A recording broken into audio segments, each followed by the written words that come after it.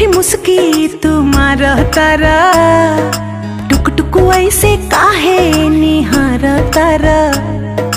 देखतनी मीठी मीठी मुस्की तुम्हारा तारा, टुक टुक ऐसे काहे निहार तारा। कथी चले तोरा मन में सांवरिया, हटे हटावले ना हटे नजरिया हो।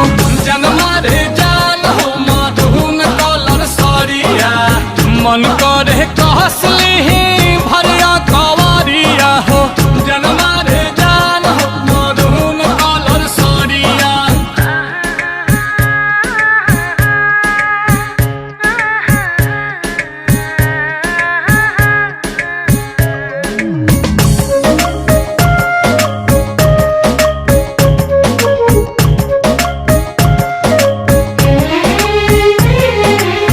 बिजली टूठा हो तारू दिलवा प हमारा हो, अपन डोलाई के कमरिया।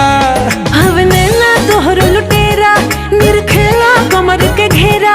उठे अजब गजब के नासा, जनी ऐसे मतिया फेरा। सच हाँ के करेला मस्करिया हो, लागल बा फाल पिको लहरे झलरिया हो।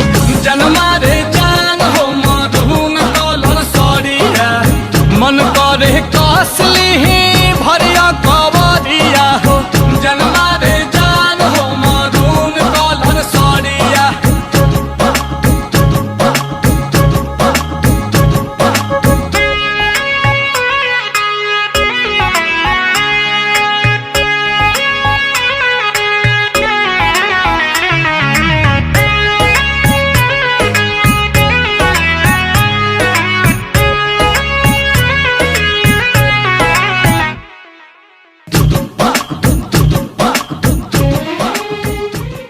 हटे हटाव